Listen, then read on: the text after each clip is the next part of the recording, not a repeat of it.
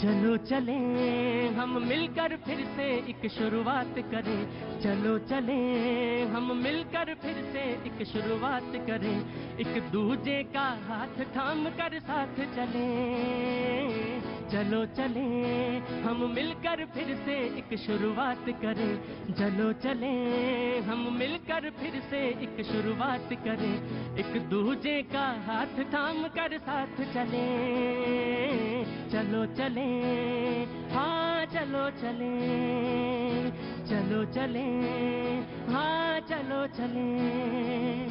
हम ही हम हैं तो क्या हम हैं, तुम ही तुम हो तो क्या तुम हो, एक दूजे का हाथ थाम कर साथ चले।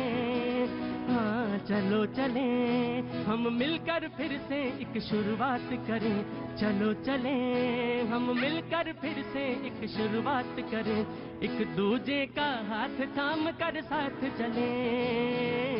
चलो चले हाँ चलो चले, चलो चले हाँ चलो चले, चलो चले हाँ चलो चले, चलो चले हाँ चलो चले, चलो चले हाँ चलो चले, चलो चले हाँ चलो चले। थैंक यू सो मच, बहुत बहुत शुक्रिया, थैंक यू सो मच।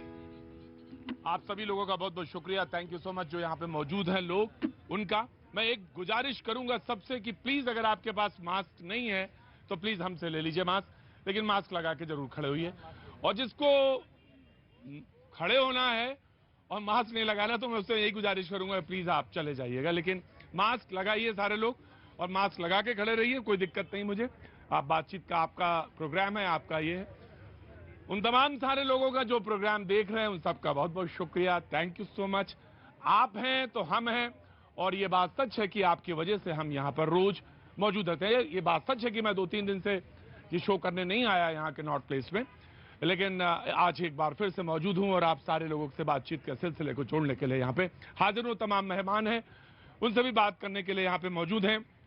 कभी कभी कुछ मुद्दे ऐसे होते हैं जिन पे मैं बहुत सेंसिटिव होते हैं, बहुत संवेदनशील होते हैं, जिन पे कोई बातचीत का सिलसिला जब मैं जोड़ता हूं तो मुझे लगता है कि पता नहीं कहां से बात शुरू करूं। और कश्मीरी पंडितों के साथ जो हुआ या जो हो रहा है, जो लगातार हो रहा है, उस पर चुप्पी तो नहीं साधी जा सकती, चुप्पी तो नहीं साधी जा सकती। बिल्कुल साफ गोई के साथ इस बात को कहा जा सकता है, लेकिन यह बात सच है कि जिस तरह से शोपियां में, कश्मीर में, जहां पे बाग में 2 भाई के ऊपर आइडेंटिफाई करके गोली मारी कि आप कश्मीरी पंडित हैं, ये बहुत बहुत दर्दनाक है, बर्बर है और जिसकी निंदा से अब तो परे है ये बात ये निंदा से परे है। लेकिन अब सवाल ये है कि आखिर हल क्या है और हल की तरफ हम कहां तक बढ़े हैं। ये बात सच है कि पिछले कुछ महीनों का अगर लेखा जोखा मेरे पास आया था, जो रिसर्च टीम ने मुझे दिया, 21 लोग आइडेंटिफाई करके मारे गए हैं। ये बात सच है कि उसमें मुस्लिम भी हैं, सिख भी हैं, लेकिन टारगेट कश्मीरी पंडित हैं। इसमें कहने में कहीं कोई गुरेज नहीं। आज का शो उन्हीं पर है। तमाम वो जो लोग आए हैं मैं उन सबका खैर मकदम करता हूं, सबका बहुत स्वागत करता हूं। बच्चे भी मौजूद हैं, बहुत बहुत शुक्रिया, थैंक यू सो मच। कहां से हैं आप साहब? तारापुर मुंगेर बिहार। बिहार से हैं, क्या नाम है साहब आपका? सोनू। सोनू। मोनू कहाँ है? मोनू घर पे है। बोनू घर पर है जी, बहुत अच्छी बात है, बहुत बहुत शुक्रिया, थैंक यू सो मच। मैं बातचीत का सिलसिला शुरू करूं इससे पहले 1-2 लोगों से जरूर मैं बात करना चाहूंगा जो लोग आए हुए हैं। आप लोग कहां से? बंगाल से? पश्चिम बंगाल से। पश्चिम बंगाल में कहां से, कौन जिला? बीरभूम जिला। बीरभूम जिला, जी वाह क्या बात है। कैसे आना हुआ इधर? इधर आए हैं हम लोग, दिल्ली में कमाने खाने आए हैं, आज भैया जी का प्रोग्राम देखने आए हैं। अच्छा, कमाने खाने आए हैं और इधर आज भैया जी का शो भी देखने आ गए, बहुत बहुत स्वागत है। कि थाड़ो। और आप बांग्ला बोलते पाओ तो बांग्ला बोलो, अगर हाँ बांग्ला तो हाँ जी हाँ खूब भालो तो भालो करे बांग्ला बोले तो हाँ भी हूँ बांग्ला बोलते हो बारी, और मैं समझता भी हूँ बांग्ला, तो समझता तो 100% हूँ। हाँ थैंक यू सो मच। आपका शो है, मैंने देख लिया था कि आप लोग बाहर से आए। जी मैम, कहाँ से हैं आप? आगे आइए। रजौरी गार्डन तो पास में ही, दिल्ली से ही आए हैं, बहुत अच्छी बात। कुछ कहना चाहते हैं कश्मीरी पंडितों या इशू पे, या मैं शो की तरफ बढ़ूं? जी नो, कुछ नहीं कहना चाहते। आप कहाँ से हैं? वेस्ट बंगाल। वेस्ट बंगाल से। तो यहाँ रहती हैं, मैं दिल्ली में ही रहती हैं? नहीं, पढ़ाई के लिए आए। पढ़ाई के लिए आए। क्या कर रही हैं? जर्नलिज्म। जर्नलिज्म कर रहे हैं, मास कम्युनिकेशन कर रहे हैं। वाह क्या बात है, बहुत अच्छी बात, बहुत बहुत शुभकामनाएं। आते रहिएगा, बात करते हैं। दादा आप कहाँ से हैं? भोपाल से।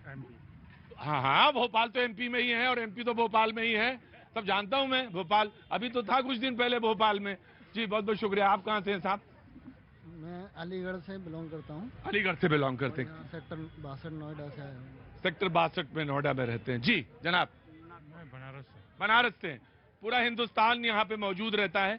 जो मेहमान हमारे साथ यहाँ पे मौजूद हैं, मैं उनसे अब तारुफ कराना चाहूंगा। मनोज यादव जी हमारे साथ कुछ देर बाद मौजूद रहेंगे, बहुत बहुत शुक्रिया उनका भी। डॉक्टर अजय उपाध्याय जी कांग्रेस का पक्ष रखने के लिए मौजूद है, बहुत बहुत शुक्रिया, thank you so much. Vitthal Chaudhary साहब हमारे साथ कश्मीरी पंडित मौजूद हैं, बहुत बहुत शुक्रिया, थैंक यू सो मच। आप हर बार शो में शरीक रहे हैं, बात पुरजोर तरीके से रखते हैं, बहुत बहुत शुक्रिया। अनूप कौल जी कश्मीरी पंडित हमारे साथ मौजूद हैं, बहुत बहुत शुक्रिया, thank you so much. Syed Jawad साहब मौजूद हैं, राजनीतिक विश्लेषक हैं, थैंक यू सो मच, बहुत दिनों के बाद शो में मौजूद हैं, बहुत बहुत शुक्रिया। विशाल मिश्रा जी राजनीतिक विश्लेषक हैं, दिल्ली यूनिवर्सिटी से हैं, बहुत बहुत शुक्रिया, thank you so much. Prem Kumar ji हमारे साथ मौजूद हैं, बहुत बहुत शुक्रिया, राजनीतिक विश्लेषक, thank you so much. Mohammad Rafi Ata साहब हमारे साथ मौजूद हैं, राजस्थान से आते हैं लेकिन शो में अक्सर आते हैं, आज बहुत दिनों बाद आए हैं, बहुत बहुत शुक्रिया, थैंक यू सो मच। और दया शंकर जी बिहार के रहने वाले हैं, शो में मौजूद हैं, और वो तमाम सारे लोग जो यहाँ पे मौजूद हैं। बातचीत के सिलसिले को जोड़ूं या कुछ आप कहना चाहेंगे? जी कुछ कहना चाहती हैं आप? नहीं, मैं बातचीत जी आगे आइए। सर यही कहना चाहेंगे। आगे आइए, आगे आइए। क्या नाम है आपका? मेरा नाम शैलजा है। शैलजा। शैलजा जी कहाँ, दिल्ली की रहने वाली हैं? हाँ जी, दिल्ली से ही हैं हम लोग। हाँ। सर ये कहना चाहेंगे कि हमारा जो कश्मीर है एक बहुत देश का अभिन्न अंग है, पर वहाँ भी सभी लोगों को रहने का, जीने का, खाने का, माने का अधिकार है। पर कुछ लोग ऐसे हैं जो इंडिया मतलब दूसरे लोग जाते हैं वहाँ उनको रहने नहीं देते। और प्रॉपर जो कश्मीरी पंडित है उनको तो बहुत, आप सबको ही पता है कि उनके साथ क्या हुआ इतने सालों में। अब वापस उनको टारगेट किया जा रहा है। वापस उनको टारगेट किया जा रहा है। आप क्या काम करती हैं? कुछ नहीं सर, मैं हाउसवाइफ हूँ। हाउसवाइफ है, और सबसे बड़ा काम यही होता है दुनिया का, सबसे बड़ा काम ये होता है। हाँ ऑफ कोर्स जी, फुल टाइम जॉब है। लेकिन देखिए नजर में कहां निशाने पे उन्होंने बात कही कि बात तो बहुत कही जा रही है लेकिन कुछ नतीजा दिखता नहीं दिखाई दे रहा। कौल साहब को मैं आपको खड़ा करना चाहूंगा। जनाब जी, जनाब विठल भाई जी। देखिए प्रतीक जी, शुरुआती शो में कश्मीर के मुद्दे पे हुई, हर बार कश्मीर पे बोले, पब्लिक के आगे हर बार हमने कश्मीर में क्या हो रहा है सरकार को चेताया, लोगों को समझाया। अब अति हो गई है, समझाने की भी अति हो गई है, ना समझी की भी अति हो गई है। कॉम्प्रिहेंशन डेफिसिट जब किसी चीज में हो जाता है, ना समझी, तो क्या एक वही रास्ता रह गया कि अब हम ये कहेंगे कि कश्मीर से, वैली से सारे लोग चले आओ? कश्मीर से सारे लोग चले आओ नहीं, कश्मीर से सारे लोग चले आ चुके हैं। आज भी एमओएस होम ने पार्लियामेंट में स्टेटमेंट दिया कि कश्मीर में कोई एक्सोडस नहीं हुआ। 90% लोग जम्मू में प्रोटेस्ट कर रहे हैं 90 दिन से। कश्मीर से पलायन हो चुका है। आप पेरिफेरी में मत देखिए कश्मीर की प्रॉब्लम को। There is not a single Kashmiri Pandit family.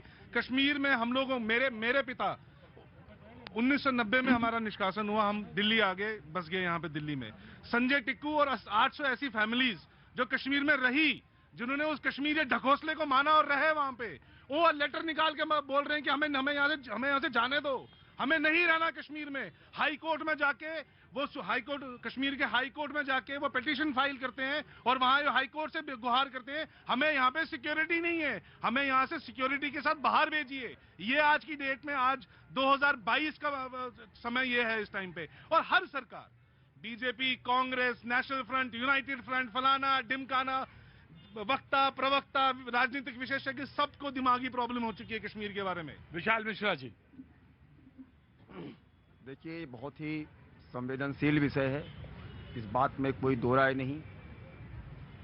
लेकिन प्रतीक जी, जो कुछ भी कश्मीर में हो रहा है आज, उस पे दो तरीके से काम करने की आवश्यकता है। सबसे पहला, मतलब ये काम जो है वो छूट गया था। नहीं, मैं बता रहा हूं, अब जो एक नए तरीके से, पहले क्या था कि पहले आइडेंटिफाइड होते थे, अब क्या है कि वो आइडेंटिफाइड नहीं है।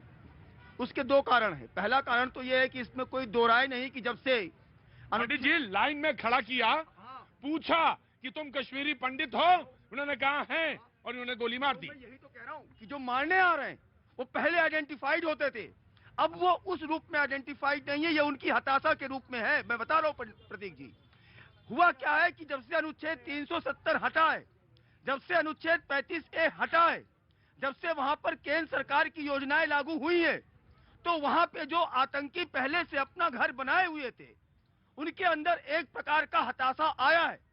अभी 3 अगस्त को गृह मंत्रालय ने जो पार्लियामेंट के अंदर रिपोर्ट रखी है, उस रिपोर्ट के अंदर 2019 में जब से हटाया गया था तब से लेके ये 2022 अगस्त तक की रिपोर्ट है। उस रिपोर्ट में लगातार ये जो आतंकी गतिविधियां हैं उनके कम होने का दावा है। राइट, मैं आया, जी जनाब। विशाल भाई बड़ी सफाई से, बड़ी लफाजी से किस तरह वो लगा रहे मिठाई की वो होती है ना, चाशनी लगा रहे हैं नरेंद्र मोदी की सरकार के ऊपर।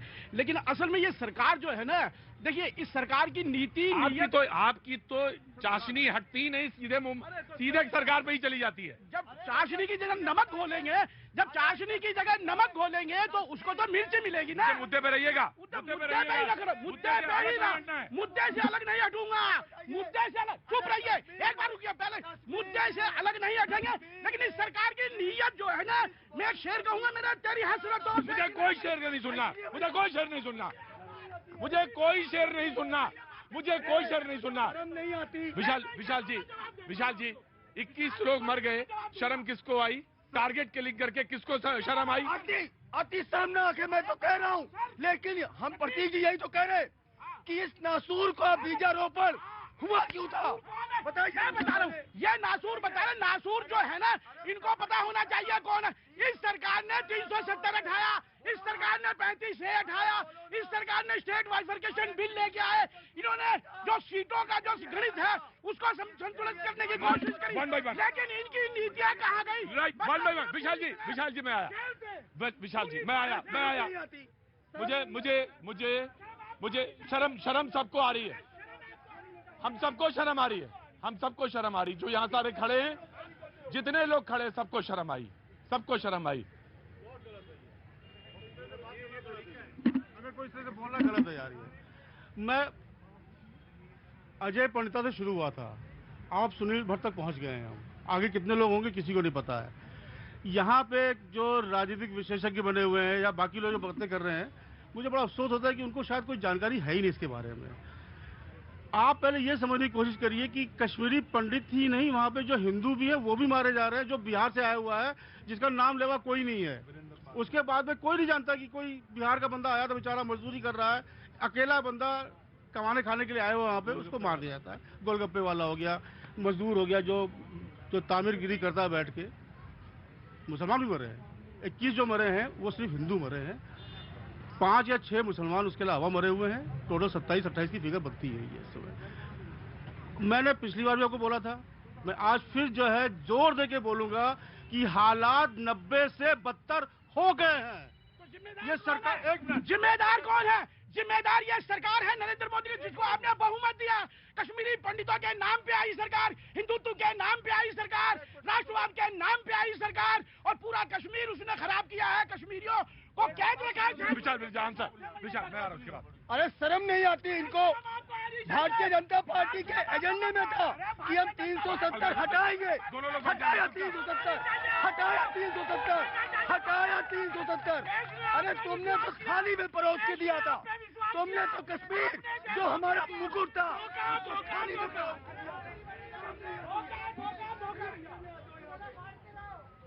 आई एम कमिंग, मैं आ रहा हूं, मैं आऊंगा। Just hold on, I am coming. सच बताएं क्या है? सच है ये और ये, ठीक है? और जो कश्मीरी पंडित कहाँ हैं? वो ये 2 बैठे हैं।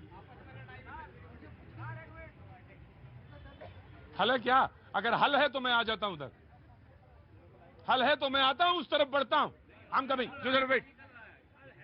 हाँ जी, हल धीरे धीरे ही निकलेगा। एक मिनट, 1 by 1। जो भी हमारी राष्ट्रीय पार्टी जो हमारे कर रहे, इसका हल कर रही है, इसका हल करने में समय लगेगा, और ऐसे ही इसका हल निकलेगा। बिल्कुल केंद्र सरकार बिल्कुल सही काम कर रही है, इसमें समय लगेगा। केंद्र सरकार जो कर रही है इसमें समय लगेगा। जनाब आपका नाम जानना चाहता हूं मैं। संजय ठाकुर। संजय ठाकुर साहब, कहाँ, हिमाचल से या गुजरात से? बिहार से। जी, केंद्र सरकार को इसके खिलाफ कड़ी से कड़ी कदम उठाने चाहिए। केंद्र सरकार को इसके खिलाफ कदम उठाने चाहिए। कहाँ से हैं आप? MP सागर। MP सागर से। जी, आ रहा हूँ मैं, आइए आगे, जो थोड़ा सा स्पेस दीजिए मुझे। जी सर, बोलिए। जो हमारी गवर्नमेंट कर रही है वो सही कर रही है। क्या नाम है आपका? अनुष्का। अनुष्का, कहाँ से आ रही हैं आप? मैं मेरठ से। मेरठ से। कैसे आना हुआ इधर दिल्ली? पढ़ाई के लिए। पढ़ाई के लिए। वेट, मैं आता हूँ आपके पास। मिले अरुण, मैं आ रहा, या 1 by 1 हम आप ही दोनों के पास रहता हूँ। ये पूरी जनता जो इनकी बंदर लड़ाइयों में तालियां बजा रही थी, 21 लोग कश्मीर में मरे हैं, जो कल मरे हैं उसके 3 बेटियां हैं छोटी छोटी। तो ये ताली बजाने के लिए यहाँ पे जो आप ताली बजा रहे हो बीजेपी के नाम पे, मोदी के नाम पे, थोड़ा शांत होकर समझिए, क्योंकि जो कश्मीर में हो रहा है वो हर देश के हर जगह परकलेट हो जाएगा, आपके घर के बाहर खड़े हो जाएगा, आपको समझ नहीं आएगा। और ये आपको मैं ये हर पिछले 32 साल से, अनूप जी तो मेरे से बड़े हैं, हम लोगों ने हर जगह बताया है कि कश्मीर बट रहा है। भारत में 5000 से भी ज्यादा कश्मीर जैसी सिचुएशन है, और ऐसे लोग ये जो और आप जैसे लोग जो तालियां बजाते हैं उस पे, और कॉम्प्रिहेंशन नहीं है आपको कश्मीर में क्या हो रहा है। कश्मीर में हो रहा है, कश्मीरी हिंदू, सुनिए मेरी बात, हाँ सुनो, मैं बता दो हमने क्या किया, मैं बता रहा हूँ सर, कश्मीरी पंडितों ने क्या किया? डरपोक की तरह। No, I will answer this question. I will answer this question. No, I will answer this question. I will answer this question. I will answer this question. Sir. तेरे को गोली मार दूंगा साले यहाँ पे। पता क्या हो रहा है तेरे को? क्या हुआ वहाँ पे तेरे को? पता तेरे को? सर, तुम हो यहाँ पे। तुम हो यहाँ पे। कौन साहब, मैं जवाब। Now you hold on. मैंने बोला पीछे पीछे। I will answer this question, then I will come to you. First, पहले मैं जवाब दूंगा। कौन साहब पहले मैं जवाब दूंगा। उसके बाद आप जवाब देंगे। Now you please listen me. आप रोज आते हैं, कभी आते हैं, रोज आते हैं, कभी आते हैं, फर्क नहीं पड़ता। तिरंगा लगा रखा है आपने। क्या नाम है आपका? रामेश्वर। तिरंगा, बैठिए। कौन साहब? रामेश्वर, तुमने 90 नहीं देखा, तुम्हारा जन्म भी नहीं हुआ था, तुमने 90 नहीं देखा। तुमने सेब की, सुनो, तुमने सेब की पेटी में छुप के आते हुए लोगों को नहीं देखा। दर्द से। अरे क्या बात कर रहे हो तुम क्या बात कर रहे हो? तुम कहते हो डरपोक। एक और रातों रात कहा जाता है कि तुम यहां से छोड़ के चले जाओ, है ना? क्या करते? बंदूक उठा लें? तुम्हारे हिसाब से तो बंदूक उठा लेनी चाहिए इनको। और अगर ये बंदूक उठा लेते हैं तो ये बहुत बड़े बहादुर हो जाते हैं ना, या ये डरपोक नहीं रहेंगे? तुम्हारा कहना यही है ना? ना कौन साहब, ना प्लीज जी, एक मिनट जी। अरे 370 आप थोड़ी क्या नाम बताया था इनका? रामेश्वर। हाँ रामेश्वर जी, जो भी नाम है इनका, रामेश्वर जी, बहुत अच्छा सवाल पूछा। हम लोग डरपोक थे, बिल्कुल डरपोक थे। 700 साल, सुनना, तथ्य है, थोड़ा दिमाग में रखना। सुनो, you have to listen me. 700 साल दुनिया में कहीं पे भी जहां इस्लाम 100% रहा है, वहां कोई रिलीजन सरवाइव नहीं कर पाया है। 3 साल टर्की खत्म, 5 साल सीरिया खत्म, 5 साल अफगानिस्तान खत्म। मैं बता रहा हूं, सुनिए, 100% बैठो, कुछ नहीं पता तुम लोगों को, कुछ नहीं पता तुम्हें। 700 साल, सुनो, इसको पहले इनसे सुन लो यार। सुने, मोहम्मद रफी आता। पहले मेरे को उनका जवाब देने दो। मोहम्मद रफी आता। Please sit down. ये जो आज मैं यहाँ पे खड़ा हूँ, वो लड़े हम लोग। रामेश्वर, इस्लाम जहाँ हुआ है, अरे यार 700 साल, ठीक है, हम डरपोक ही सही। मुझे ये बता दीजिए, दिल्ली में दंगे हुए, ये बहादुरी कहाँ खत्म हो गई थी इन लोगों की? जब दिल्ली में मारे गए लोग, कितने लोग बाहर निकले? ये जो बिहार में दंगे हुए, कितने लोग बाहर निकले? ये बकवास यहाँ पे कर रहे हैं ये लोग। सर्वाइव नहीं कर पाओगे आप लोग, अपने पजामे उठा के भाग पड़ोगे। इस्लाम जिहाद का हमने फैसला किया है, हमने एक्सपोज किया है, और तुम तालियां बजाते रहो यहाँ पे। Rameshwar, Rameshwar, Rameshwar, Rameshwar, this is very bad. चुपचाप खड़े रहो, चुपचाप खड़े रहो, चुपचाप खड़े रहो। रामेश्वर, एक बात भी नहीं बोलोगे तुम, एक बात भी नहीं बोलोगे। किसी को डरपोक कहना, किसी को देखिए कि लिस्ट में AK-47 देखिए कभी देखिए AK-47। आ रहा सड़कों पे 10 लाख लोग देखे तो तुम्हें मार रामेश्वर, रामेश्वर जाओ, तुम जाओ, रामेश्वर तुम जाओ, रामेश्वर मैं कह रहा हूँ, रामेश्वर तुम जाओ, रामेश्वर जाओ, रामेश्वर जाओ, प्लीज बैठिए, प्लीज बैठिए, प्लीज बैठिए, प्लीज बैठिए, कूल डाउन। आपके सब्र का मैं बहुत कायल हूँ। बैठिए। और मोहम्मद रफी अता, मैं भी आप बहुत सुरीले हैं, बहुत शुक्रिया। सवाल यह है कि कौन कायर है, कौन बहादुर है? बंदूक उठा लें तो हम बहुत बहादुर हैं। नहीं सर, नहीं, बहादुरी का प्रतीक नहीं है बंदूक। हमने एक सरकार चुनते हैं, सरकार की जिम्मेदारी होती है, हम ये नहीं कर सकते। वो तो आतंकी थे, जिन्होंने भगाया वो आतंकी थे।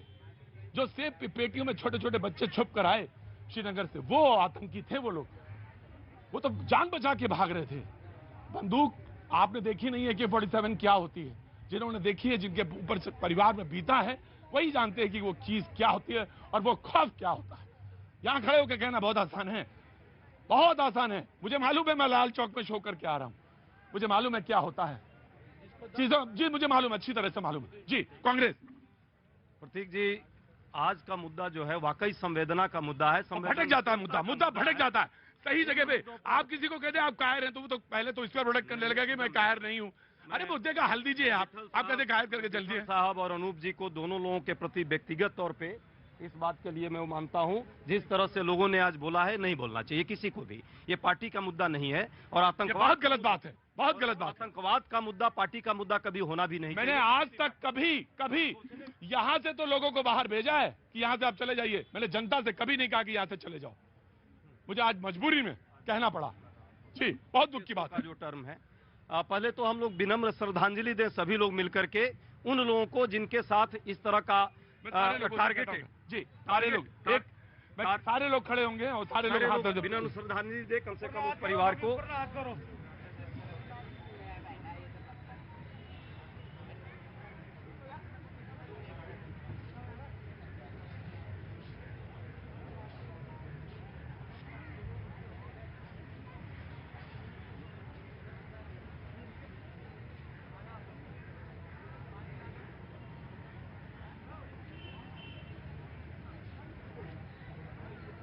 शुक्रिया।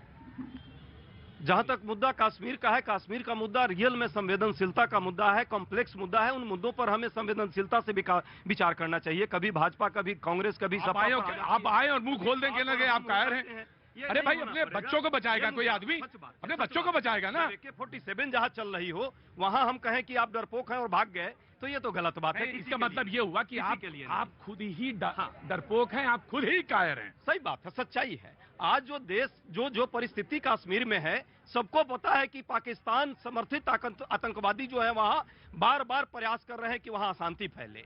ठीक है, हम सरकार पर प्रश्न लगाएंगे, प्रश्न लगाने के अलग प्रश्न है, उसके अलग मायने हैं। सरकार यदि इंटेलिजेंस पे फेल हो रही है, यदि सुरक्षा में फेल हो रही है, सरकार को चूंकि लोगों ने चुना है तो वो बात रखी जाएगी। इसके लिए कोई अब यहाँ आकर के चिल्लाने लगे और कश्मीरी पंडितों को ही अपराधी बोलने लगे, तो मुझे लगता है ये न्यायिक नहीं है, उचित नहीं है। लेकिन हमें भी समझना है, बीइंग अ कांग्रेसी, इतने सालों में तो पहली बार सुन रहा हूं मैं यहाँ। मैं बीइंग अ कांग्रेसी कहता हूं, कांग्रेस परिवार के होने के नाते भी कहता हूं कि ये कांग्रेस और भाजपा का मुद्दा नहीं है, देश का मुद्दा है। इस पे कोई राजनीति नहीं होनी चाहिए। बिल्कुल सही। हम कोई राजनीति नहीं करना चाहते। जी।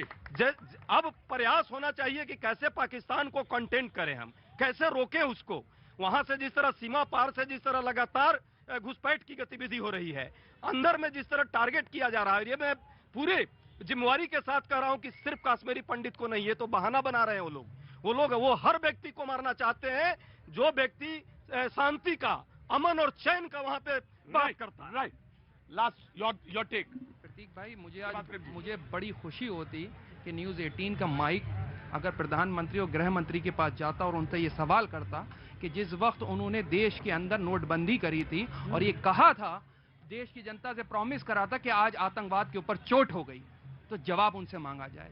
जब धारा 370 और 35A हटाया गया जिस तरीके से, उस वक्त की मौजूदा सरकार ने कहा था, जो आज की मौजूदा सरकार है, कि हर समस्या का समाधान हो गया। और दूसरी बात कह दूं, मैं आपके दर्द के साथ हूं, कश्मीरी पंडित कायर नहीं है। सबसे ज्यादा मजबूत कौम अगर कोई है तो मैं मानता हूं कश्मीरी पंडित हैं, जो उन जैसे दहशतगर्दों का सामना करते हैं। और तीसरी बात सबसे बड़ी गन, आज भी अगर आप 89 से लेकर 90 तक का पीरियड देखेंगे, उस वक्त के गवर्नर जगमोहन किसकी सरकार में आए थे और कौन सरकार के अंदर जिम्मेदार था जब से ये सिलसिला चलता आ रहा है? जनता को जवाब देना होगा। गृह मंत्री, ऑफ कोर्स आपने टारगेटेड सवाल पूछे, लेकिन मुझे एक बात आपसे और कहनी है। एक मुल्क है, एक झंडा रहेगा, एक विधान रहेगा, एक कॉन्स्टिट्यूशन रहेगा।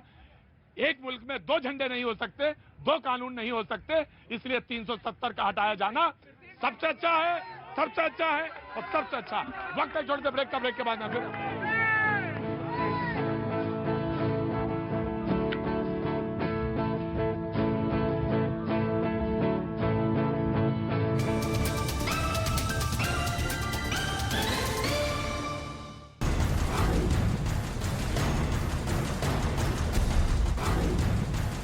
सारे लोग मास्क लगा लीजिए, नहीं है तो मुझसे ले लीजिए, बगैर मास्क के यहाँ कोई नहीं खड़ा होगा। बहुत बहुत शुक्रिया, थैंक यू सो मच। आज का जो मुद्दा था बहुत संवेदनशील, बहुत सेंसिटिव। पहली बात तो मैं ये कहना चाहता हूँ, मुझे आके कहने में कहीं कोई गुरेज नहीं। जो अल्फाज, कोई शब्द किसी के लिए कहे जाएं वो बुरे हैं, किसी के लिए कहे जाएं, मैं तो कहता हूँ किसी के लिए कहे जाएं, इतना कंट्रोल रहना चाहिए, हमेशा रहना चाहिए कि आप उसको तुरंत कहें कि नहीं ये गलत है। आप किसी को कायर या किसी को बहादुर होने का सर्टिफिकेट नहीं दे सकते। वो जो लोग, वो कौम, वो जो तमाम सारे लोग जो भाग के आए या भागे वहां से, किन स्थितियों परिस्थितियों में, आप उससे भिज्ञ नहीं हैं, आप उन्हें नहीं जानते। मैं कश्मीर की बात कर रहा हूं, और वो तमाम सारे हालात के लिए वो कौन जिम्मेदार थे, ये सारे लोग यहाँ पे जितने मौजूद हैं, जो देख रहे हैं प्रोग्राम, वो सारे लोग वाकिफ हैं। आज का जो मुद्दा है, आज की जो बात है, शोपियां का, कश्मीर में, कश्मीर के बाग, सेब के बाग में 2 भाई काम कर रहे हैं, उनको लाइन में खड़ा किया और पूछा कि आप कौन है, उसके बाद फिर गोली मार दी। ये पिछले कुछ महीनों में 25वीं घटना है, 25वीं घटना है। ये बात मैं सच मानता हूं, इसमें हिंदू, मुसलमान और सिख सब शरीक है, लेकिन टारगेट कश्मीरी पंडित है। जब बहस का आगाज हुआ, शुरुआत हुई, तो उन्होंने कहा कि साहब हम तो यहां से जा ही रहे हैं, और एक अल्फाज बोला गया कि हालात 90 से भी बदतर हैं, जो कि कश्मीरी पंडितों ने बोला। मैं डिबेट को फिर से शुरू कर रहा हूं, क्या ये वो जो लोग 370, 35A हटने के बाद जो स्थितियां वहां बन रही थी, तिरंगा लहरा रहा था, मुझे किसी ने, जी मैं आगे आपके पास, जनाब। सर बदलाव आया है और धीरे धीरे बदलाव आएगा भी। परसों ही 15 अगस्त को मैं देख रहा था कि वहाँ लाल चौक पे तिरंगा हमारा कैसे लहर रहा था। तो पहले तो ऐसा होता था, वहाँ तिरंगा भी फहराना बड़ा मुश्किल होता, लेकिन अब धीरे धीरे समय लगेगा, बदलाव आने में समय लगता है। बदलाव आने में समय लगता है, लेकिन सवाल यह है कि जो कश्मीरी पंडित, उनका इम्तिहान, उनके सब्र का इम्तिहान कितना लंबा होगा। मैं एक बात जानता हूं, कश्मीरी पंडित जब मेरी तरफ निगाह करके देखते हैं तो उनका कहना होता है कि ये अल्फाज, ये लफ्फाजी, ये भाषण बंद कर दीजिए। मैं कितने सालों से सुन रहा हूं, 90 से। अब मुझे ये बताइए, कोई प्लान हो, कंक्रीट प्लान हो। मैं बहुत साफ गोई के साथ बोलता हूं, आपके पास कोई प्लान हो तो मुझे बताइए, मुझे ये मत समझाइए, मुझे ये मत बताइए कि कितना वक्त, कहां तक वक्त लगेगा। जी जनाब। पहले तो मैं उनसे माफी मांगना चाहता हूं जो कश्मीरी पंडित को गलत बोल रहे हैं, और जितना भी कश्मीरी पंडित हैं कोई भागे नहीं है, वो मजबूरी में भागे हुए हैं। जी, मजबूरी में कोई भी कुछ भी हो। अकेले तो आप किसी से लड़ सकते हैं, लेकिन जब आपकी फैमिली होती है तब आप डरते हो, तब आपकी सबसे बड़ी कमजोरी आ जाती है। तो इसलिए इनको भगोड़ा कहना गलत है, और जो कहते हैं भगोड़ा वो गलत बोल रहे हैं। वो जानते ही नहीं बेटे, वो अनजान लोग हैं, वो अनजान है। रुकिए सर, रुकिए, हाँ जी, ये शर्म की बात है। और जब से 370 हटा है वहां से कश्मीर से, तब से जो वहाँ की पार्टियां हैं, जो वहाँ की महबूबा मुफ्ती वगैरह हो गई या जो भी हैं, उन लोगों को ये सब वो टारगेट कर रहे हैं। वो लोग ये सब इसके में कर रहे हैं सब। उन लोगों को लग रहा है कि बीजेपी के 370 हटना एक राइट सर, मैं आया, बाबू आया, मैं ऑफकोर्स आ रहा, आपके बात जी। 370 हटाने का मुताबिल आज तक कश्मीर में ऐसा क्यों हो रहा, क्यों हटाया गया, आज का प्लान क्या है बीजेपी का? आज का प्लान क्या है बीजेपी का? आज का मतलब वक्त के स्थितियों पे, परिस्थितियों में बीजेपी क्या सोचती है। प्रवक्ता अभी तक नहीं आए, मैंने उनको आमंत्रित किया था, आते होंगे जी। सर पहले तो मैं जो मेरे कश्मीर भाई बैठे हैं, मैं हृदय से आपका सम्मान करता हूं और आपके साथ जो यात्राएं झेली जा रही है मैं उसको एक्सेप्ट करता हूं, क्योंकि मैं दिल्ली में रहा हूं। आपका जो प्रश्न था मैं उसको बहुत मानता हूं। आप बिल्कुल सही कह रहे थे सर, दिल्ली में बम ब्लास्ट होते थे सर, और आए दिन संसद में भी गोलीबारी होती थी, लाल किले में होती थी, मगर सर हमारी सरकार ऐसी थी जो आतंकवादी को बॉर्डर से यहाँ तक ले आती थी सर। हम क्या करें सर। और आज आपका चैनल इतना पॉपुलर चैनल है, यहाँ करोड़ों लोग देखते हैं, तो क्या यहाँ बैठे मोहम्मद अली जी से पूछना चाहता हूँ, जिनको आप सपोर्ट कर रहे हैं, जिन आतंकवादियों को, उनके शिविर में भी आपकी वजह से तालियां बज रही है जनाब। यहाँ आप महिमा मंडन कर रहे हैं उन लोगों का, उन लोगों को बढ़ावा दे रहे हैं, आपको शर्म आनी चाहिए सर। कहाँ बैठे हो यहाँ पर इतनी आपने नहीं किया महिमा मंडन, आपने महिमा मंडन नहीं किया, लेकिन इनका एक सवाल था बहुत टारगेट। मैं आपके पास आ जाऊंगा मोहम्मद रफी, लेकिन लेट हिम रिप्लाई। बहुत टारगेटेड सवाल किया था, लेकिन आपके sir now just give me a second, 370 हटी, मैं मानता हूं बढ़िया हुआ जी, मैं मुझे मानता हूं जी, मैं आ रहा हूं। पहले वो बोलेंगे जी। सर ये छटपटाहट है उन लोगों की कि जैसे 370 और 35 से हटा है ना, तो वो वहाँ के कश्मीरी पंडितों को टारगेट कर रहे हैं। क्या वो 10 लाख लोग भीड़ में आकर हमें मार सकते हैं, जैसे सर ने बोला था? जी बिल्कुल सही बात, मैं आया। हाँ बेटा बोलो। मैं कहता हूँ मोदी जी ने लाल किले से बोला है एकता, मतलब हिंदुओं की एकता होनी चाहिए। हम तो जी सबकी एकता होना चाहिए, सिर्फ वो प्रधानमंत्री सबके हैं, तो वही हिंदुओं थोड़ी ना बोल रहे हैं, वो सारे देश के लिए बोलते हैं जी। मैं आ रहा हूँ, just you have to wait. ये बोला हाँ जी, उन्होंने बोला धारा 370 के बारे में। मैं थोड़ा आपको थोड़ा सा हिस्टोरिकल कंटेक्स्ट दूंगा। धारा 370 खत्म करने के लिए प्रजा परिषद मूवमेंट जो बनी थी, उसमें 4 कश्मीरी पंडित श्यामा प्रसाद मुखर्जी के साथ जेल में थे। श्यामा प्रसाद मुखर्जी को जहर देके मार दिया गया, वो अलग बात है, दैट्स अ डिफरेंट फैक्ट। लेकिन आप समझिए इस बात को, यहाँ पे हिस्टोरिकल रेफरेंसेस दिए जाते हैं। यहाँ पे कोई बोल रहा है कि सेंसस क्या था 1941 में, सेंसस की बात कर रहे थे मेरे से। 1941 में कश्मीर में कश्मीरी हिंदुओं की पॉपुलेशन, सेंसस का अंग्रेज ने किया था, मोदी ने नहीं करवाया था, 14.7% थी। 1991 आते आते 0.01% रह गई। वो जो बीच के 14.8% लोग थे, उनको जमीन खा गई, आसमान खा गया, कहां गए, ये प्रश्न आप करना जरूरी है। और उसका कारण क्या थे, उसके मूल कारण क्या थे कि कश्मीरी हिंदुओं को वहां से भगाया गया और मुसलमानों को भी मारा गया। मैं आपको स्पेसिफाई करके बताता हूं मूल कारण क्या थे। कश्मीरी हिंदुओं को मारा गया क्योंकि वहां पे जो निजाम मुस्तफा शरिया को एस्टैब्लिश करना था, कश्मीरी हिंदू वहां पे तिलक लगा के, जनेऊ लगा के सुबह मंदिर जाता था, शारिका पर्वत, हारी पर्वत जाता था, प्रदक्षिणा करता था, वापस आता था। तो उनको लगता था यहां जब तक ये है, क्योंकि 700 साल की निरंतरता है कश्मीर में जेनोसाइड की, 700 साल से वहां पे इस्लामिक रेडिकलाइजेशन की निरंतरता है, लगातार वहां पे जेनोसाइड हुए। कश्मीरी हिंदू वहां पे इंपीडमेंट रहे, उसको रोकते रहे। लेकिन उसके बाद जब देश आजाद हुआ 1947 में, 1948 में जब विलय हुआ, 26 अक्टूबर को धारा 370 जब लाया गया बैकडोर से कॉन्स्टिट्यूशन असेंबली, चोरी छुपे उनको डाल दिया गया, एक रेफरेंस के नाम पे डाल दिया गया। हिस्टोरिकल कंटेक्स्ट में दे दूंगा, 50 किताबों में से दे दूंगा। लेकिन जब वहां के मुसलमान जो आइडेंटिफाई किए गए हिंदुस्तान के साथ, जब जेनोसाइड, जातीय विध्वंस जिसे हम कहते हैं, जब कभी होता नरसंहार जब होता है ना, तो जो लोगों को टारगेट किया जाता है उसके साथ देने वालों को भी बराबर टारगेट किया जाता है। जो देश का झंडा लहराया वो मारा गया। अमरीन भट्ट, क्या गलती थी अमरीन भट्ट की? क्या गलती थी अमरीन भट्ट की? क्या गलती थी लेफ्टिनेंट उमर फयाज की? क्या गलती थी उसके पंडित की, जो इंस्पेक्टर अयूब पंडित की? वो आइडेंटिफाई किए गए हिंदुस्तान के साथ, हिंदुओं के साथ, और मारे गए। अयूब पंडित को मालूम है कैसे मारा कुछ वहां पे? ईद शाम को शबे बारात चल रही थी, नोच के मार दिया गया अयूब पंडित को मस्जिद के अंदर। राइट जनाब देखिए भैया जी, जो दृश्य इस डिबेट में हमने देखा, जो भावनाएं देखी, हमें ये महसूस हुआ कि जो आतंकवादी करना चाहते हैं कश्मीर में, पूरे हिंदुस्तान में जो माहौल खराब करना चाहते हैं, वो माहौल खराब होना शुरू हो चुका है। और वो नजारा हमें देखने को मिल रहा है कि हम आपस में यहाँ भी लड़ रहे हैं, दिल्ली में कनॉट प्लेस में खड़े होकर के। सवाल ये है कि ये सारी चीजें, सारा इतिहास जो बता रहे हैं वो सही है, लेकिन आज हम आजाद हिंदुस्तान है, 75 साल हमारी उम्र हो गई है, लेकिन इस आजाद हुए, लेकिन हमने इस प्रॉब्लम को खत्म करने के लिए क्या किया? हम कहते हैं, आपने भी कह दिया कि 370 को लेकर के, 370 किसी और ने नहीं लगाया था, हमारी सरकार ने 370 लाया, हमारी सरकार ने 370 हटाया। दोनों काम हमारी सरकार ने किया, किसी और ने नहीं किया। लेकिन हमारी सरकार ने कहा कि अभी की सरकार ने कहा कि 370 हट जाएगा तो कश्मीर में शांति आ जाएगी, कश्मीर में विकास हो जाएगा, कश्मीरी पंडित महफूज हो जाएंगे, लेकिन वो नहीं हुआ है भैया जी, वो नहीं हुआ है। राइट। अब देखिए, ये ऐसा विषय है कि इस पर जनता के सामने तथ्य के साथ, तार्किकता के साथ बात करनी होगी। ये इतिहास अभी बताया गया कि 370 किस तरीके से इंसर्ट कराया गया, ये किसी से छिपा नहीं रहा।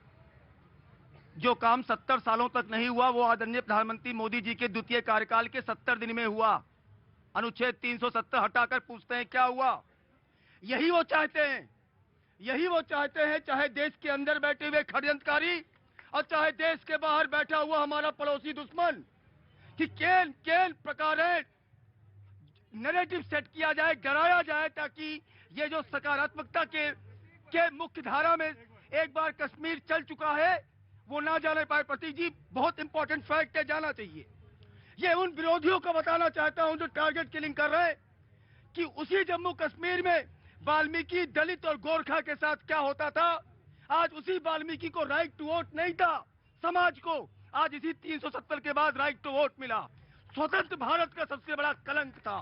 सुनिए, अगली बात ये बोल रहे हैं, मैं पूछना चाहता हूं कि 1990 के बाद अपने कश्मीरी पंडित नहीं, आप इसलिए ये लेकर कभी जब से, सुनिए, जब से, अरे बता रहा हूँ, ये हत्याएं उस दिन, ये हत्याएं उस दिन रुकेंगी जिस दिन सभी को एक स्वर में आगे आकर उन षड्यंत्रकारियों को मुंह तोड़ जवाब देना पड़ेगा। जब हर आदमी बोलेगा वंदे मातरम, जब हर आदमी बोलेगा भारत माता की जय, ये सरकार ने चूड़ी नहीं पहनी है। अरे सुनिए, ये देखिए, ये इनकी जिम्मेदारी है कि यहाँ बैठकर गलत तथ्य फैलाया जाए, ये इनकी जिम्मेदारी है। और सुनिए भैया जी, और सुनिए, पहली बार 30,000 लोगों, वन बाय वन, मैं आ रहा हूँ, one by one. Sir, I will give you a chance. Sir, I will give you a chance. Sir, I will give you a chance. जी, सर। प्रतीक जी, मुद्दा इस समय है कि वहाँ पे इस समय जो सॉफ्ट किलिंग चल रही है, इस समय सॉफ्ट टारगेट किलिंग बोलते हैं इसको हम। मुद्दा यहाँ पे इस समय इलेक्शन की रैली नहीं है। इस समय जिस तरह से यहाँ पे जो लफेबाजी चल रही, लगता है कि इसकी कोई इलेक्शन की रैली के अंदर खड़े हैं, ऐसा नहीं है। आपने एक बड़ा अच्छा प्रश्न पूछा था वहाँ पे, इसका समाधान क्या है?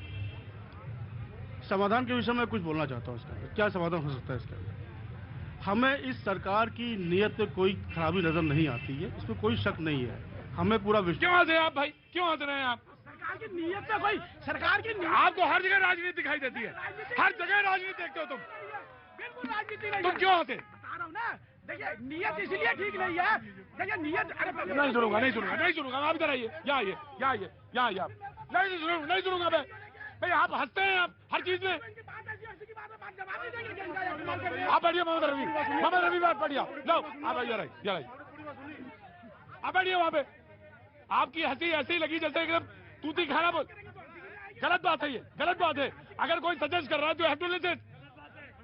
जी, बस यही बहुत बड़ी दुविधा है। जिसके घर से कोई जाता है, मोहम्मद रफी था, उसी को पता होता है। हाँ जी, इसी को बोलते हैं इस्लामिक आतंकवाद। हकीकत बता रहा हूँ। आप मुद्दे पे आइए। मैंने सोल्यूशन की बात कर रहा था मैं आपसे। सरकार की नीयत में कोई खराबी नहीं है, जहां तक उन्होंने अभी तक के दिखाया हम लोग को, हमें और यहाँ की पूरी जनता को विश्वास है सरकार के ऊपर। सबको पता है कि ये सरकार कुछ ना कुछ करके दिखाएगी। लेकिन जो नीति निर्धारण है, मैंने आपको पिछले प्रोग्राम के अंदर कहा था कि नीति निर्धारण जो है वहाँ की ब्यूरोक्रेसी करती है। जब तक के पूरे ब्यूरोक्रेट वहाँ पे चेंज नहीं होंगे, क्या कारण है कि इस तरह की किलिंग हो रही है वहाँ पे? क्यों नहीं रोका जा पा रहा है इसको? वहाँ पे कौन करने वाला इसको है? ये कुछ ऐसे सवाल है जो वहाँ की ब्यूरोक्रेसी वहाँ पे नहीं होने देना चाहती है। दूसरा सवाल, राइट जी, एक मिनट, दूसरा पॉइंट, एक मिनट, नो। आपको अगर सवाल किससे है, शिकायत सरकार से है या लोगों से है? सरकार आज तक वहाँ पे इलेक्शन नहीं कर पाई, आपने कभी आवाज पंचायत के सभा स्थानीय निकाय सर, चीफ मिनिस्टर नहीं आया अभी तक, चीफ मिनिस्टर नहीं आया सर, चीफ मिनिस्टर नहीं आया। अरे पंचायत का चुनाव हुआ कि नहीं हुआ? लोग अरे क्या बात करते हो? परिसीमन हुआ कि नहीं हुआ? अरे कहाँ आओ? Right now you please listen, I am coming. जवाब आई एम कमिंग। जवाब आई एम कमिंग जी। अभी हमारे जो पैनलिस्ट हैं उन्होंने बोला कि वहाँ पे इलेक्शन होना चाहिए। जवाब आई एम कमिंग। पाजी उधर जवाब आई एम कमिंग। जवाब I am coming. Mohammed Rafi तशरीफ फरमाएं जी। अभी मैं कुछ और मुद्दे की बात कर रहा था, लेकिन अभी इन्होंने कुछ सवाल उठा लिया कि वहाँ पे इलेक्शन होना चाहिए। वहाँ पे मैं उस इलेक्शन का पुरजोर विरोध कर रहा हूँ अभी, जब तक कि वहाँ पे शांति स्थापित नहीं होगी। हम नहीं चाहते कि फारूक अब्दुल्ला और ये जो महबूबा मुफ्ती जैसे लोग खड़े हो जाएं। अब मैं सोल्यूशन की बात आता हूँ दोबारा। अभी एक चीज मैं आपके चैनल के माध्यम से भारत सरकार से ये जानना चाहता हूँ मैं कि 90 के बाद से आज तक कितने इनकाउंटर हुए, कितने हथियार जब्त हुए और कितने हथियार से माल खाने के अंदर। मैं आपकी सारी बात से सहमत हूँ। बस भाई एक बात है कि जब पॉलिटिकल प्रोसेस आप शुरू करने की बात कहते हैं तो आप ये नहीं कह सकते कि हम नहीं चाहते कि ये दोनों लोग उनको लड़ने दीजिए चुनाव लड़े। Let the Janata will decide. और मौतें होंगी और किलिंग होगी, फिर अब और किलिंग होगी। एक मिनट जी, क्या नाम है आपका? वीरपाल कटारिया सर। कटारिया साहब कहाँ से आए आप? मैं सर शालीमार गार्डन से जा रहा हूँ जी। कहाँ से आ रहे हैं? Shalimar garden sir. अरे भाई शालीमार गार्डन जा रहे हैं, कहाँ आए थे, कहाँ जा रहे हैं? सर मैं यहीं आया था। यहीं मेरी डिबेट में आ रहे हैं? तो 5 मिनट रुको जी। हाँ जी। अभी जो कश्मीरी पंडित रिप्रेजेंटेटिव, इतना खाली आदमी अगर है, कोई इतना खाली आदमी अगर है कि मेरी डिबेट के लिए आ रहा है तो वेट करेगा जी। नीतिगत बात हो रही है कि नीति क्या बन रही है। नियत पर प्रश्न नहीं है, किसी भी सरकार के नियत पर प्रश्न न कांग्रेस के सरकार पर थी कश्मीर को लेकर, न भाजपा के सरकार पर, लेकिन नीति आपकी गलत है। और नीति कैसे गलत है मैं बताता हूं। 2012 तक उसी कश्मीर में सभी लोग अमन चैन की तरह रहने लगे थे, घूमने लगे थे। 2000 कश्मीरी पंडित को हमने वहां बैक कराया था। आज 520 8 साल में मात्र बैक हुए और वो सब अब जो है टारगेट किलिंग के शिकार क्यों हो रहे हैं? तो पहली बात 10 सेकंड दे दीजिए। यहाँ हिंदू मुस्लिम का यहाँ पे प्लेटफॉर्म में लोग बनाना चाहते हैं कश्मीरी पंडितों को, और वर्सेस कुछ मुसलमान रिप्रेजेंटेटिव यहाँ गए हैं। वो कभी कांग्रेस के प्रतिनिधि नहीं हो सकते।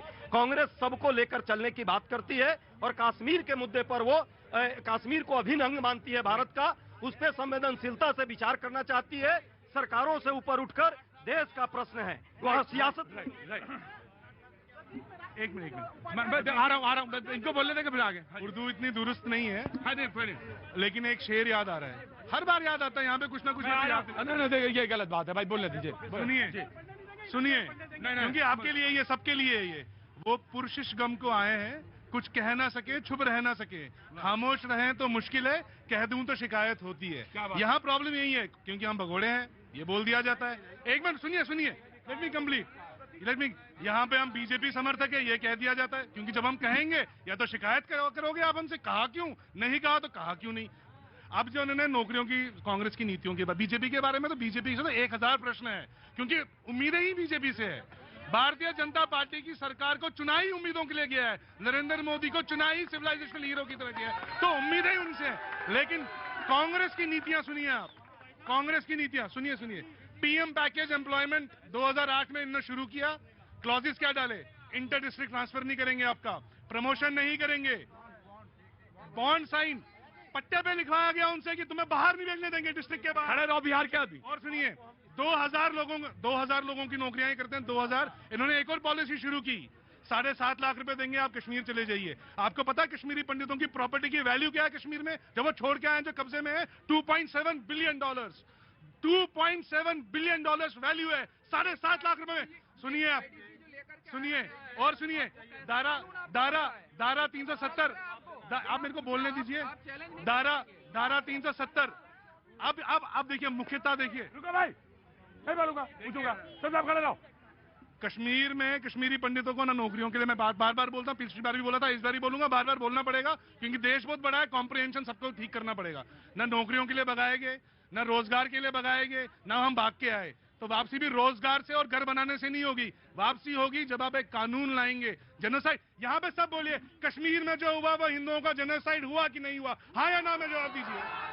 क्या भारत में कोई ऐसा प्रावधान है जो जेनोसाइड को क्रिमिनलाइज करे? नहीं है। और 1949 में सिग्नेटरी है इंडिया जेनोसाइड कन्वेंशन का, प्रावधान नहीं है। एक मिनट मेरी बात सुनिए। पार्लियामेंट में बोला जाता है रिसेंट डिबेट में कल्पेबल होमिसाइड। होमिसाइड का मतलब क्या होता है? अरे सुनिए यार, एक बात सुनिए। तो हुआ था तो लाइए ना कानून। क्या यार लोग हैं, रुकिए ना, सुनिए। कल्पेबल भारत में सीआरपीसी के अंदर जेनोसाइड के लिए कन्वेंशन नहीं, कोई प्रावधान नहीं है। एमओएस नित्यानंद मिश्रा अभी बोलते हैं कि भैया कानून है, लेकिन कल्पेबल होमिसाइड क्या है? होमिसाइड का मतलब होता है एक आदमी को मारता है। वहां पे पूरा हजूम निकला कश्मीरी हिंदुओं को मारने के लिए। देखिए अभी भाई ने बहुत एक सेकंड, भाई ने सर जवाब भी सुनिए। देखिए क्या हुआ, अभी जब आपने बात करी वो लिखा हुआ 75वां आजादी का अमृत महोत्सव, ये अमृत महोत्सव हम मना रहे हैं। अगर कश्मीरी पंडितों के साथ ऐसा हो रहा, मैं इनकी हर दुख और तकलीफ में साथ में हूं और पूरा भारत इनके साथ है। लेकिन मुझे बड़ा अफसोस होता है कि जब महबूबा मुफ्ती के साथ हमारे देश के प्रधानमंत्री सरकार बनाते हैं और दो ध्वजों के बीच बैठ करके शपथ ग्रहण करवाते हैं, तब तिरंगा आपको नहीं लगता कि हमारी भारतीय के ऊपर कम होते? दूसरी चीज, रुक जाओ, धारा 370 जब कहा गया था कि हटाई गई कि हर समस्या का समाधान, मैं बार बार इसलिए रिपीट कर रहा हूं, तो आज इनका समाधान क्यों? कश्मीर को और खास तौर से कश्मीरियों को सिर्फ पॉलिटिकल टूल की तरीके से भारतीय जनता पार्टी यूज कर रही है, सिवाय उनके सोल्यूशन के कोई मकसद नहीं निकाल पाती। देखिए भैया जी, ये सभी को मालूम है कि हमारे डॉक्टर श्यामा प्रसाद मुखर्जी जो कहते थे एक विधान एक निशान एक संविधान एक झंडा, सुनना, बोलना मत, चुप चुप चुप चुप चुप चुप, ये देखिए, और इसी सरकार ने वो खत्म किया। और दूसरी बात मैं इनसे पूछना चाहता हूँ, वही लाल चौक है ना जहाँ पर कहा जाता था कि कोई तिरंगा उठाने वाला नहीं मिलेगा, और अभी भैया जी आपने देखा, परसों आपने भी शो किया किस प्रकार से तिरंगा लहरा रहा है।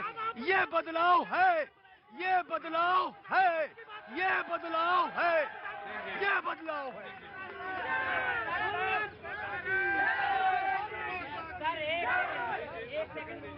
कटारिया साहब, मैं आपके पास भी 1 मिनट के लिए आ जाऊंगा, मैं सुहेल के पास भी 2 मिनट के लिए जाऊंगा, मैं बलबीर जी के पास भी 5 सेकंड के लिए जाऊंगा, मैं सबके पास जाऊंगा। लेकिन मुझे कभी कभी आप लोगों से भी बड़ी शिकायत होती है। नहीं, सारी पब्लिक के, सुनिए मेरी बात, रुकिए, पहले मेरी बात सुनिए, मुझे आपसे भी शिकायत है। ये कोई मुर्गा नहीं लड़ाया जा रहा है जिसके पर आप, इनका जीत रहा है तो उनका हार रहा है। ये भी हमारे हैं, वो भी हमारे हैं, जवाब भी, लेकिन सुनने की कुव्वत नहीं है आप में। सुनिए, चुपचाप बैठिए। जी कटारिया साहब। सर जी, भारत माता की पवित्र पावन भूमि पर, उसकी अस्मिता पर अगर कोई प्रश्न लगाता है तो जब भारत की भूमि पर अवतार लेकर के कोई आता है, नरेंद्र मोदी ने भारत की भूमि पर अवतार लेकर के आए हैं, 370 धारा को उठाया, 370 हटा के हमने अवधारा को मोड़ दिया, भरे हुए बिस्के प्यालों को जोर लगा के तोड़ दिया। मेरा खाकर आंख दिखाकर जो हमको धमकाते थे, ऐसे काले नागों को अब दूध पिलाना छोड़ दिया। ये भारत की पवित्र पावन भूमि है और हिंदुस्तान जिंदाबाद, भारत माता की। आज कश्मीर के अंदर अमन चैन सुख शांति समृद्धि बनी हुई है। मैं एक काम करता हूँ, हमारे पास एक बहुत बड़े, चुपचाप खड़े रहना, चुपचाप, मेरे पास एक बहुत बड़े प्रवक्ता हैं, मैं चाहता हूँ आप उनसे मिलें। मोहम्मद रफी अदा, आओ इधर, आओ मेरे पास, आओ मोहम्मद रफी अदा, आओ इधर, आओ, इनसे थोड़ी देर मुलाकात करो, मैं शो खत्म कर लूँ तब तक। जी 10 सेकंड से। जी 10 सेकंड। हमारे विठल चौधरी साहब जो बात कर रही है, क्या 2012 तक हमने 2000 से ज्यादा कश्मीरी पंडितों को वहां स्थापित किया, क्या ये ठीक नहीं था? और 520 था और अब लोग भाग रहे हैं, किलिंग हो रही है। ये सरकार मजबूत है, टारगेट किलिंग हो रही है। ये सरकार मजबूत है, हमने 4142 आतंकवादियों को मारा, ये मात्र 1600 से कम आतंकवादी मारे गए वहां। आज सबसे ज्यादा देखिए मैं मानता हूँ, देखिए सुनिए, मैं मानता हूँ यार, सब कांग्रेस ने बनाया है इस देश में, सब कांग्रेस ने किया है, मैं मान गया। लेकिन कश्मीरी हिंदू जब वापस जाएंगे, कश्मीरी हिंदुओं का जब आप वापस ले जाएंगे, बेसिक मुद्दे पे ले जाइए, उनको ये अधिकार दीजिए वो जाना कैसे चाहते हैं। कॉन्स्टिट्यूशनल गारंटीज ऑफ नॉन रिफॉर्मा आप मांग कीजिए। आप पहले ये मानिए लिए हुए, आप सब ये पहले मानिए कि कश्मीर में जेनोसाइड हुआ है। भारत माता की। आज सिर्फ इतना, फिर मुलाकात।